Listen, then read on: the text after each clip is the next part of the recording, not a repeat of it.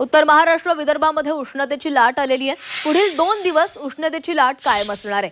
हवामान विभागाकडून काळजी घेण्याचं आवाहन करण्यात आलेलं आहे। तर सातारा कोल्हापुरात अवकाळी पावसाचा अंदाज वर्तवण्यात आलेला आहे। भारतीय हवामान विभागाचे सखाराम सानप यांच्याशी बातचीत केलेली आहे आमचे प्रतिनिधी कैलास पुरी यांनी। बरं आहेत सखाराम सानप सर, हवामान खात्याचे नेमकं कशी परिस्थिती आहे राज्यामध्ये त्यांच्याकडूनच जाणून घेऊया।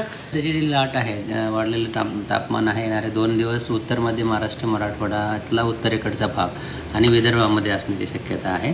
आणि पावसाची शक्यता, वादळी पावसाची शक्यता दक्षिण मध्य महाराष्ट्र आणि दक्षिण मराठवाड्यामध्ये येणारे 2 दिवस राहील।